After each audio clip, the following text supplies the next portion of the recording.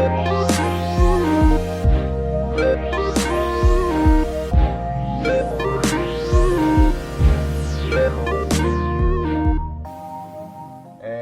7, 6, 5, 4, 3, 2, 1. Welcome to the Chronicles. Welcome to the Chronicles. J123. Let's go ahead and get into this theme song. What you feeling today, yo? Hey, go reggae. Okay, ready? Boom, pa pa boom, pa pa pa pa pa boom, pa pa boom, pa pa boom, pa pa pa boom. We got the Chronicles. We got the Chronicles. We got the Chronicles. We got the Chronicles. We got the Chronicles. We got the Chronicles. We got the Chronicles. We got the Chronicles. You want a little? You sound like a crocodile. It was okay. Yo, what's up, yo? So, hey there, yeah. I'm about to say, man, I go by the name of Jarrell the Griot of the Griosphere Productions. Yeah. That's you. And I'm Jasmine Nicole. Can I just introduce myself? And I'm Jasmine Nicole, all in one voice. Yes. But did you want to give me another introduction or something? I mean, we're getting all that. Y'all figure out why we're here as we go forward. But this is called the Chronicles of J123, the Precursor. Y'all gonna figure out exactly why as we go through this process together. But I'm gonna say to all of you that are watching, welcome to the family. Y'all have officially joined the J123 family. Y'all will also figure out why even our name is what it is. Yeah, we can get a breakdown. Y'all gonna get a breakdown of a whole bunch, man. It's so intricate, like in real life. Man, so it's cool. we came on this and we figured we would make a podcast starting as a kind of to chronologize. Yeah, that was the word that I actually looked up because I was trying to figure out what was the verb. I guess that would be the verb for Chronicles. I mean, Chronicles is the noun, so I was trying to figure out the verb. Chronicleize. Yeah. So we're going to chronologize the whole journey, man, because as you'll see, you know, we finding purpose in a lot of what we're doing and what we're trying to get accomplished, and the more that we began to grow and realize that, the better that our relationship has gotten. So this is going to be called the Precursor. We're going to give y'all the whole backstory. We got a couple episodes, so sit back, sit tight, and we're going to go ahead and get this show on the road. So first of all, I'm going to let you know, if y'all watch any of the other podcasts on Artful Conductor TV, we got the Feeling Trigger podcast that we are in our second season right now, so y'all can go check that out. You was a guest. Yes. You was a guest on one of the I made an appearance episode this season. They allowed me to come. You already know what it is. Like we gotta we always like to have a little something because I feel like, socially it's okay, Not overindulgence, but we like to sip a little something while we having our convos. So today we got the privilege of sipping on none other than Phenomenon cocktails, guys. They're so good. Oh my goodness! So Shout out good. to Phenomenon cocktails. A great organization by a fellow clipper. I went to Oxford Hill High School and was one of my fellow classmates. Opened up a cocktail business doing specialized custom cocktails. They also offer full bar services for your events, for your birthday parties, for whatever, in a variety of forms. So you can either get the full bar where they got the wines and whatever type of liquor you like to drink right there on hand with the bartender present to make sure that your party is pumping. If of course you want to just get a bulk order of the custom drink, you know what I'm saying? This is a culture.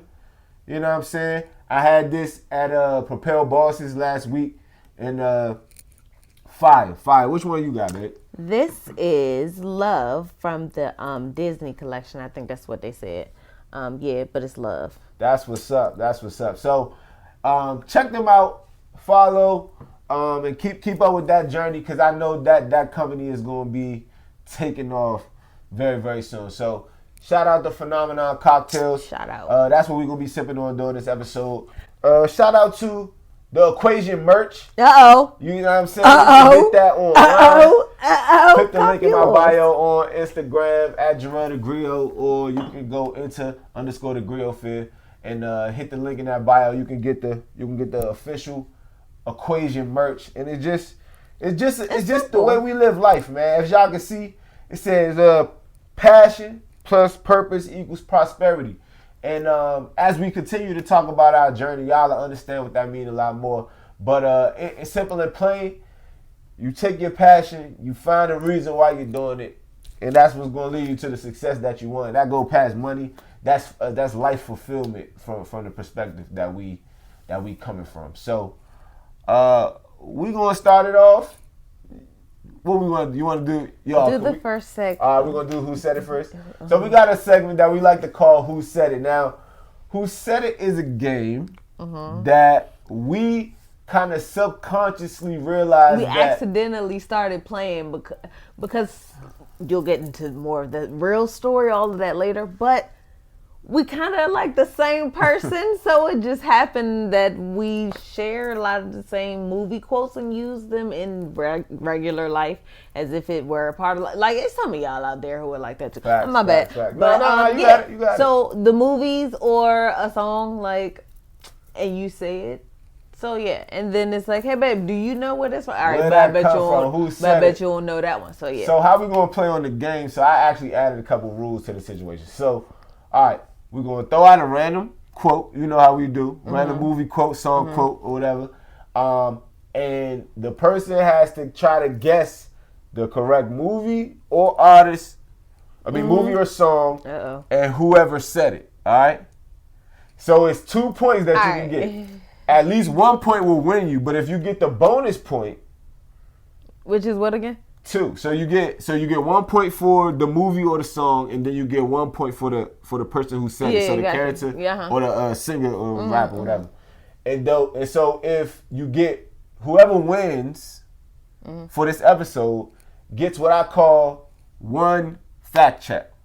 Meaning when you telling a story, I'm telling a story. If you got that fact check, I can stop you and I can say what it is, potentially. Because it's called the BS or fact check.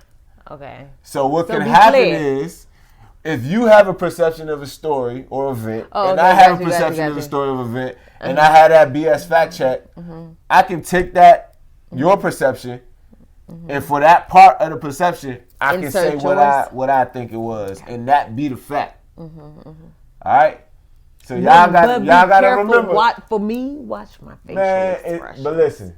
Okay. So, but that means you gotta win. You gotta win who said it. Then you gotta win who said it. But so, all right. So in honor, it's the first episode. You the lady of J123. So I'm gonna let you go first. But I'm good at this game, and I'm gonna go ahead and pour a little bit of my Why you giving me my situation? Go ahead. I hope you know it.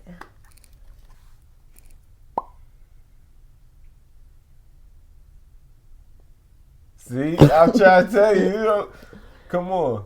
I'm just so darn bored. That's it. Come on, man. That's too easy. That's Donkey. Softball. That's Donkey from Shrek. That's Donkey from Shrek. Absolutely. And I did the boops that he was doing first in the joint. I got you. Okay, so that's 2 points for me. I'm gonna give you a softball too. All right. Here you go. Matilda. That is. No, I know. Well, it could be. Oh, no. That's Why Do Fools Fall in Love. Who's singing though?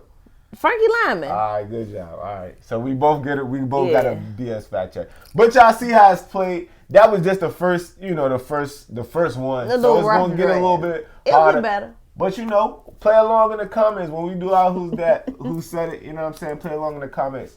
And if y'all think that y'all have one that's good, I'm going to be in the email. She's not. So y'all going to be giving me suggestions to give to her. So send it to artfulconductorTV@gmail.com, or you could just go ahead and send it to my DMs on, or you can send it to her in DMs on. Nah, don't send it to her. You're tripping. Y'all wildin'. Get out of here. Ladies, y'all can have y'all little situations. Hey, fellas, with all due respect, Grill doesn't play that. All right? Let's just get that out the way. But bless y'all. Bless y'all. All right? But anywho, so that's why we're going to play. But good thing for our first episode, just because we're going to try to get in the swing, get in the flow of things. We both got a BS fact check, so we'll see how that goes when our next segment starts up, which is story time. So I figured, since it's the first episode, we have to give the literal, not when we actually got together, but like the first meeting story. All right, so you want to start the first story? You want to start or you want me to start? Either way, because we're going to both give our sides. You start. All right, man. I'll start. Salute. So, let's take it back. Okay. This is the summer of 2016. At the time, I had I just graduated from college, and I'm tripping. This is 1 year after college. No, I got you. Okay. This is 1 year. Not a full year, but one. Yeah, it was a full year. Wow. So this was probably 1 year out of college. Yeah, because this was 2015, summer 2015. And I had just quit. I was working as a manager down at Tenga Outlets at a watch station. Shout out to them because, I got my watch game on crazy while I was working there. But I realized they was trying to push me to go, continue to climb the ladder, go corporate. Y'all know how commercial, retail goes. They try, push me to go corporate. I knew that's not what I wanted to do in my life. So I said, after May, I'm going to go back to my old faithful, which was Camp Cornerstone. Shout out to them. Because every time a brother needed a little situation, something that I could do between school or whatever, they always held a brother down. So shout out to them. I said I'm about to work both for the summer, and then by the fall, I got to do something different, right? So summertime comes.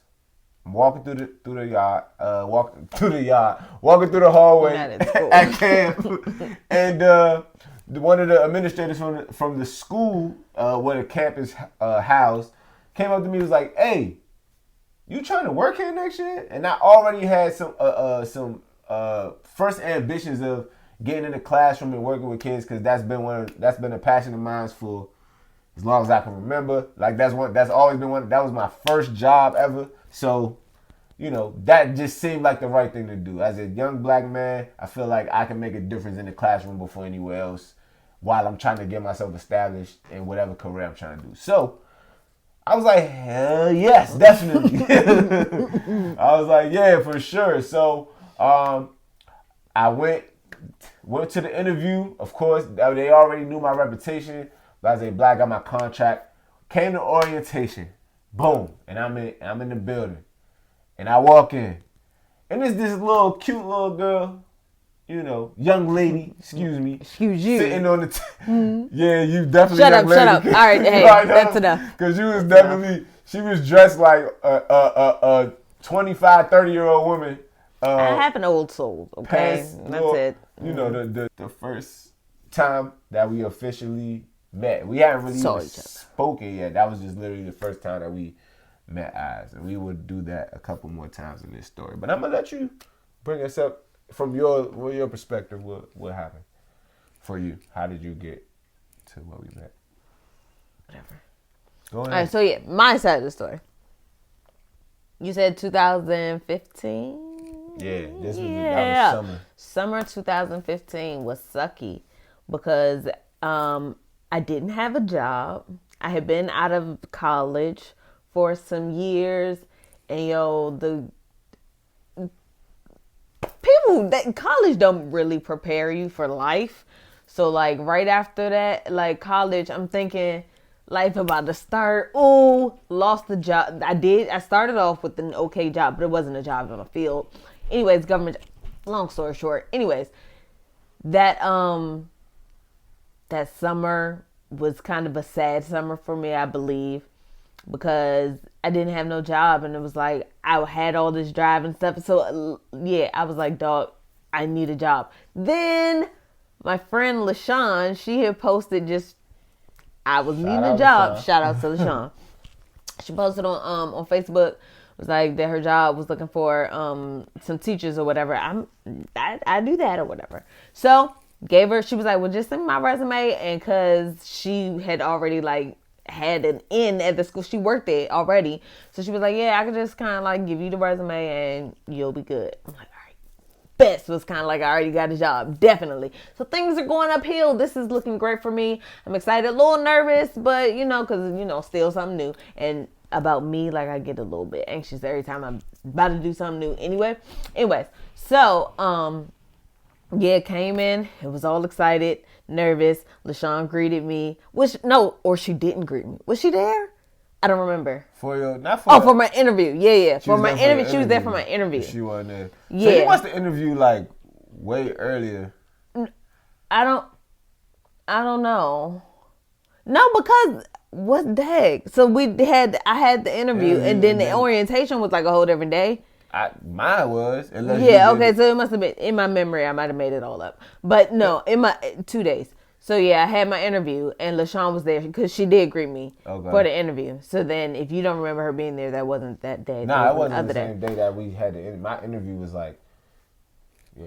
But you probably interviewed like earlier, like maybe like in the spring. Yeah, probably, yeah. Because if you were last minute, my job was last minute. Yeah.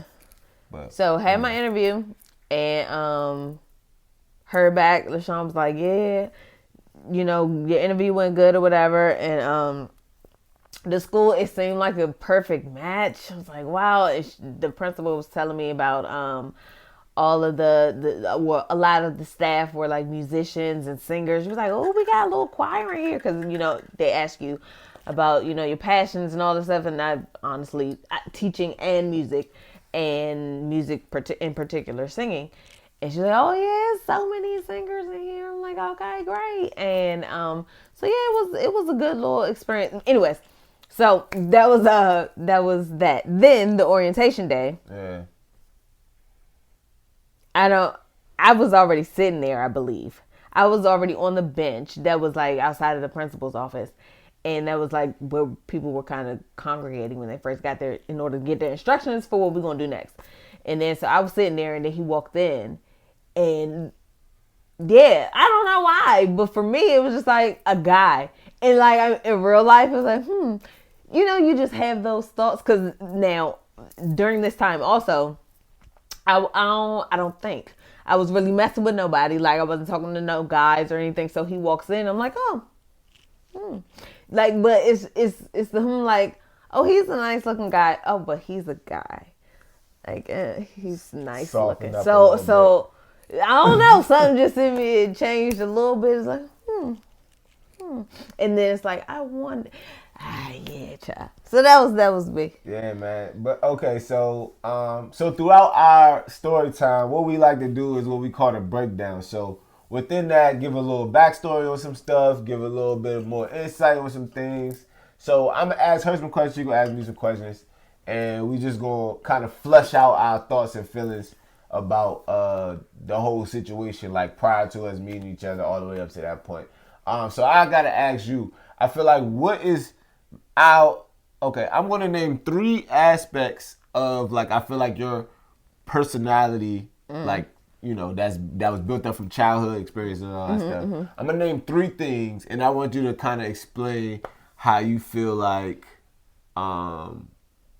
that had a direct effect on who you was showing up as in that moment. In that moment. In that moment, like okay. Who you were. Okay. So let's see. I'm gonna say churched. I'm gonna say only child. And I'm gonna say single parent household. That wasn't one word, but you get it. 3 concepts. So yeah, so give me that, like, describe those personality traits. Where did they come from? All that good stuff. Like in general, or you? Yeah, just getting people. Oh, okay. Just a little background, cool. who you are. So you said churched. Churched. I've grown up. Is that right? I grew up in church all my life. So I was born into the church. My mother was saved before I was born, and then she stayed in the church and still is in the church and all of that great stuff. So because of that, bam, I was born in the church. And now also another little category, is not in the same order, but it fits into the story. I was an only child, or I am an only child, and to a single parent. There you go. So I was only raised by my mother because my father is deceased. So therefore, it's just me and my mom. So wherever she went, I was like, yeah. So church was it. You got Sunday there. I don't remember Monday. I think Monday was like a day of rest or whatever. But Tuesday, Wednesday, Thursday, I ended up going to another place, like just like church. It was rehearsal. And then Friday was church. And then Saturday was church. So yeah, I was definitely church. All my friends were church and all that stuff. So church is me. However, I was blessed to have not the typical church experience, because my church was a homey church. It was not like a family, a small family church or whatever. It wasn't a mega church of today, you know. We all grew up together. Like the kids grew up it was like a family. So like a lot of the church hurt that a lot of people have today, or I can't say I really identify with it, but I have experienced it third hand or seen other people, because me always being in church, I was in that community all the time, church folk, and they got their own story and their own church hurt. Anyways, churched, yeah, that's all. That's that. And in comparison, I consider myself to be somewhat church adjacent. So that means that I wasn't completely detached from, a church home. As I talked about, Camp Cornerstone was the camp that was a part of my church, and then eventually the Christian school that was, attached to the church as well. So as a throughout my whole existence, I was kind of there sometimes. But not fully immersed as you was. Culture. In the culture. There you go. That's a good explanation for it. So I got, some of the customs. There you go. I got some of the customs, but I wasn't engulfed in the culture as much as you were. So I think that did definitely have an effect on us growing up. Because I could speak the churchanese, or Christianese. That's what they call it. I could speak the Christianese and all that stuff. And him not so much. Facts. All right, so and only children, we both are only children. It was ironically that's as y'all see, it's a lot of similarities here. Ironically, both from single mothers. Both were single children to our mothers, and both have 2 siblings from our fathers. That's and wild. From the jump, like that's all. That's before even knowing, like that's wild. That's a wild setup right there. That's a wild setup. Your dependence, like, not on men. Like how you said, your father's deceased and you lost him at a really, really young age. So, like we talked about, like it didn't leave a space for like a man to even. Because it wasn't like he let you down or like he wasn't around. I don't have that fatherless story. Yeah. So, and I feel like because of that, and because your mom was so, so everything to you, you know what I'm saying? Great. Her mom's awesome. She's a dope individual. We'll talk about her a little bit in some point in time because she's very interesting. I've had some great conversations with her. But from from the fact that like she was kind of like everything, she didn't leave a bitter hole for a man like in your life like that. So I think that carried in its own way into who you are. Like, yeah. So like, that's a good answer. I mean, you know, we've dove into these topics and made me, you know, like think about it a little bit.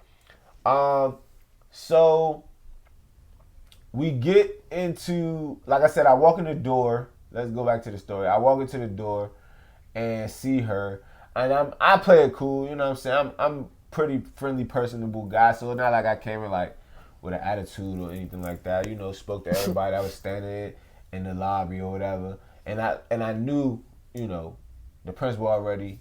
I knew the security guy that's at the front desk already, so I was kind of chopping it up with the security guy a little bit. Sat down, hey, how you doing? You know, not making it too.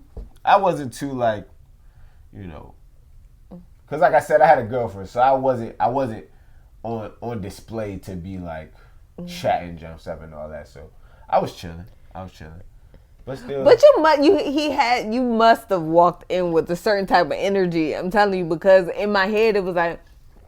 Because at the same time, I already know like it's a school, so like I'm expecting to be outnumbered by women, like, and that's, you know, unfortunate. It's like the fortunate part of that is I don't really, you know, it's not to say even guard, but it's a way that men present themselves when they're in front of other men versus when they're in front of mostly women. It's like I don't have to be as, and maybe that's a little bit, you know, the quote unquote toxic masculinity, but I don't really feel that way. It's just, and you know, some of the men, if you know, all my guys that are watching, y'all can attest. Like, it's a certain way you present. So because I already know that it's not gonna be a lot of men, it's a different kind of presentation. So I was just a little bit more, you know, smiling, personable, just to be. You know, I think it's subconsciously, especially as a black man, subconsciously you gotta be like a little bit more chill, not to be seen as threatening around. I noticed you. Yeah, so you know, I know, but I also noticed you noticed me. I ain't say nothing because you know what I'm saying. Cool, we gonna get to the notice of the notices. I mean, it was a real significant thing that happened, but overall, and that was me noticing that you was noticing me. Okay, all right. Hello. So we. Ready to start orientation. We walk upstairs. We go into this big classroom, sit in a circle, and just start chopping it up. You know, I tell them a little bit about myself. This is way before I really kind of had a solid foundation in who I was, who I wanted to be. But I had interests. I had goals and stuff like that. But I'm talking about real like purpose, like. So, you know, I talked about I was doing music heavy at the time that I had just dropped Rebirth of Real. That was my first ever like mixtape full project that I put out. That was back when I was still J Real. That was the days, you know what I'm saying, straight out of college, whatever. So I was talking about my music. They already knew that I was really good with kids because, like I said, I had worked a few summers at quite a few summers actually. At Camp Cornerstone, so they already knew kind of my rapport with the kids and everything, and so I kind of just gave my spill a little bit. Then Shorty started talking, and she was kind of basically saying the same stuff. Because I had like all my jobs before were in early childhood education, teaching at a summer camp, being a camp counselor / music counselor there, and then working with like infants at another like daycare type thing place. Bright Solution. Well, what's the name of it? Whatever. Working there from infant early childhood. That's what I'm saying. That was what my whole resume was. And then come to find out, then we started talking about the music stuff, and then because the principal started asking questions, we ended up getting into these small. She broke us off into smaller groups. Oops. And to see that. Way to go. Broke us off into smaller groups, and Were we in the same group? Nah, we wasn't. It was me. Or then when we came back. It was you and Jessica. Shout out Living Imagination. Hey. Yeah. We got mad business on the friends, which is really dope, by the way. Mm-hmm. Y'all will shout them out as they pop up. As they come up. But yeah. But yeah, so then we went into the smaller groups, and then I guess we must have came back to the big group to share out and stuff, real teacher stuff. Facts. And so we came back to share out, and then he ended up talking about how he was into music. And, okay. And then I'm saying I'm into music. We got the education stuff, so we like kids and we like music. I'm like, this young man is interesting. That young man. Oh, because that technically is young man, because she is older than me. Yeah, I don't. But nobody would guess that. You don't look like. Don't do that. I know I don't look like that. Black don't crack, baby. Yeah. You gonna look like you about 15 for the rest of your life. Mm-hmm. It's all good. I ain't mad at it. But yeah. So then we get to we about to leave this little spot. We about to leave the school, and the principal's gonna take us out to lunch. And we go to Chevy's, and we sitting right across from each other, and we literally end up ordering the exact same meal, which was. By that point in time, it's like, all right, yo, this is getting a little weird. Like, this is what is happening. We're both exact picky eaters, like, so it's like, no onions, no tomatoes, no, like, everything. Yeah, I'll have it the same way. I want it just like my palate has grown a lot since then. So has mine. Not that much, but a little bit. But that's, so we sitting at the table. Now this is where here we come. Where we might, where it's gonna get a little shiesty. So we sitting at the table. She says that I'm looking at her like and giving her like eyes. I was looking up from the perspective of I see that you keep looking. But we are sitting directly across, right. Like we're at a booth and we're sitting directly across from each other. So it's like we keep locking eyes with each other, like. Never, it wasn't said, nothing was really, none of that. But I just kept, finish telling you. I just kept happening to notice that every time I look up, this young man is in my face. But then, when you lock eyes, but then you lock eyes a little bit too long, like the rest of the whole conversation is over here, everybody casual, and it's still, right into your eyes, and like he never looked away to laugh at everybody else. I was like, okay, all right, there's something here. I think I got him. Okay, I got him. All right, that's how it went. All right. Mm-hmm. So that's how we first officially met, and then of course the school year started. But that moment kind of set a little bit of spark in the air that we. Will further elaborate on next episode, so y'all gonna have to tune back in to continue to get the rest of the story. But we're gonna go into our last segment of the episode, which we entitle God's Message, because of course we both have like, what would you call them? Like, I guess pillars of life. That's what we say. Pillars of life. Pillars of inspiration, where we pull from, and what kind of drives us, that quote unquote that passion part of our existence, right? Mm-hmm. So with that passion, both of us have a passion for God. Mm-hmm. That's one of the things. That's the G in both of our pillar abbreviations, sure. Right? Yep. So. What's yours? Tell them what yours is. God, love, and music. All right, so GLM, okay? Mm-hmm. That's her pillars of life. That's the things that she pulls from. That's what drives her. That's her things of her biggest points of interest. All of that. That's her passion. Okay, that's what she burns for, right? My pillars are God, art, and culture, because I feel like those are the things that drive me, that push me. As y'all know, I'm Jarrell the Griot, so the Griot is responsible for all of those things in terms of cultivating those stories about the culture, giving it through the art and speaking to the soul, which is, belongs to God. So that's my pillars. So, of course, we have to make our closing segment something God related. Go to the good word and see what we get from it. So I decided for our first God message, I think for me, and I would say for you too, I think you can agree, that a good piece of word, a good scripture to go to would be Jeremiah 29:11. Do you know what Jeremiah? For I know. Hey! For I know the plans that I have for you, declares the Lord. Plans to what? Plans to prosper you. Yeah. Not to harm you. To give you hope. And it goes on, to say, in 12 and 13, to give you a hope in the future. And you call upon me and come and pray to me, and I will listen to you. Yeah. And then you will seek me and find me when you seek me with all your heart.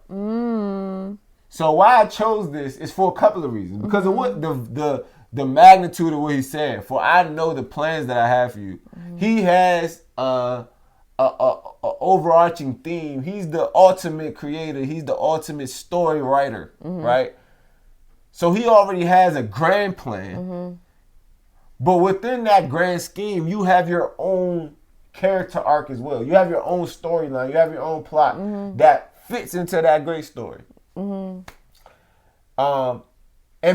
from that, he's planning to prosper you, right? Because all things, they end up working for the good. For the good. So he's planning to prosper you with this purpose that he has for you in the story. So you just take the passion, which are the gifts, the passion. When you have a passion for something, when you have a burning desire to do something, that's God given. That's a gift, right? So, the gift is also prospering as well. If you have a flowing creative entity, you have a flowing something that just makes you different, makes you unique, that's prosperity all in and of itself. Because everybody don't have that, which I've realized at in the latter years. So with that, I feel like how we just told this story, all of the things that were so intricate about our lives even before we got to that point, it's like it was meaningful. It was a part of the plan. It was a divine design It ended for up it to happen like that. It was a setup. It was a strategy that God intended for us to play, because it was an intricate. It is, because it's still evolving. It's still happening. It's forever going on. The plan did not stop. We just jumped in, and now we're kind of recognizing it, but it's still very much so playing out.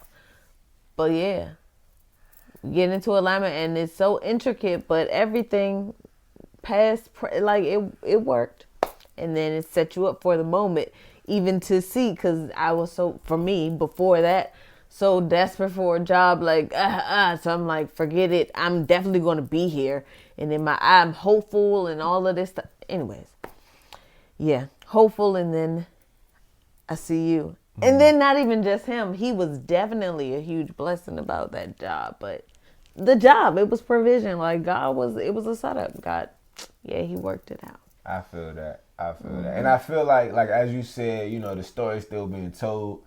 A lot more of those moments begin to happen where you start seeing yo, you were exactly who you're supposed to be and where you're supposed to be at, individually, but then that individual, divine placement fed into the collective divine placement. And it's just all you can say is wow, God, you have always kind of had a level of understanding, so much understanding about us, even before we came, that you did what was necessary. We even go back to talking about for me, for example, how my youth was set up was intricate. Even go to the smallest of us being the only people that have ever played who said it with one another. Though that was a game that we constantly played. And when I tell you, I get real, like, we can start having whole, like, conversations using movie quotes that make sense in the moment, that is meaningful, but, like, both know the references. Like, we oftentimes get caught in inside jokes. Like, we that couple in moments, you know, in public, you know, environments and all that, getting caught in inside jokes, just kind of looking at each other like, you heard that. I know you heard that. And then talk about it later. Like, so it's so many things that was, like, both minuscule and super it was all divine. Elaborate, that was all, like, meaningful and divinely placed and intentionally placed. So I just, like, thank God for that. Like, I thank God for those little things, because I feel like that's the type of stuff that's going, you know, push us past all the obstacles, which we'll get to as well. We're gonna get into a lot of things on this jump, and just kind of give a full outline aspect, you know, of our time. If for y'all, definitely, you know, that those who decide to take this journey along with us, but for ourselves, I feel like this is going to be a little bit therapeutic, in a way, just to kind of reminisce and see. And then we always got this chronicalization to go back to when we want to remember the chronology and all that stuff. So, and I think I'm gonna go ahead. We can throw some pictures, like, on this part while we're talking, to kind of just give y'all some background. She found a couple little things that we can show from the beginning, time. the first, like, and we might do that at every episode. Like, after we finish doing the story time and all that, we'll throw a couple of pictures, maybe a video or two, at the end, and just let y'all kind of see what's going on for that part. I think that'd be cool. All right, man. So that was about 50. We can kind of, I guess we can end it here. Probably. All right. Yeah, like, yeah. All right, so what you want to do? You want to pray out? We can pray out. I think we should pray out. Okay, you do the first prayer since you was late to say that, and then I got you. I didn't know before. Okay. I mean, I don't have to be. All right. To pray, but you know. Feel free. Bow your heads with us. Dear Lord, thank you for this day. Thank you for this opportunity to speak on love and to speak on your goodness and how you are so divinely creative, that you took the time and the intricacy to create us in the complexities that we are, and then align us with one another, and for us to be the perfect partners to learn and grow and sharpen one another with. And I thank you for this platform, that we may speak to something in somebody's hearts that may help them better understand, whether it be themselves, whether it be your goodness, or whether it be, you know, their relationship. However we can be of benefit and be vessels for blessings and for wisdom to come to others, we want to be those people, and we want to use this podcast to do that. So thank you for giving us this platform, and we want to continue to do only what is in your will. So where your will, I know there is a way. I know there is a way for, you know, eyes to get on this and see what you have been growing for such a long time and is continuing to cultivate. We just want to say thank you for everything. Thank you, and thank Jesus. you for all that you are to us, and you always have been to us, even before we knew. And we say thank you for the fans. Thank you for all of the provision, for everything. Thank you, Jesus. We just want you to be in the midst always. Always. And we want you to be driving this boat, driving this ship, driving this being the captain of this voyage. In Jesus' name. Amen. Amen. So we have officially reached the end of our first episode of the Chronicles of J123, the Precursor. Make sure y'all subscribe to the Artful Conductor YouTube. I keep forgetting how to say it. Artful Conductor TV. There it is. YouTube page. Make sure y'all hit that subscribe button. Buttons. Get the bell. Make sure y'all hit that bell so y'all know when we drop. Make sure y'all go ahead and add this playlist to y'all library so y'all got the whole thing there to watch and y'all can share it with each other.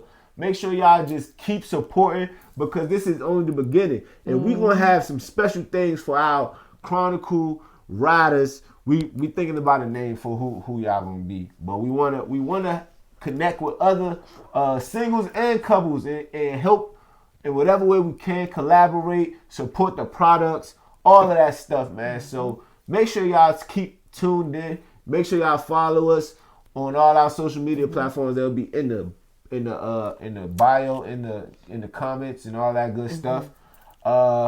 Anything else you want to say to them before we get up out of here? Let's just keep love alive. Let our light shine. Love alive and keep that light shining.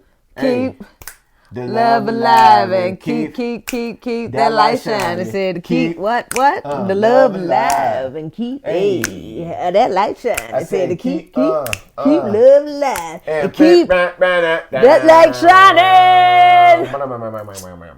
See you. Bye. Holla.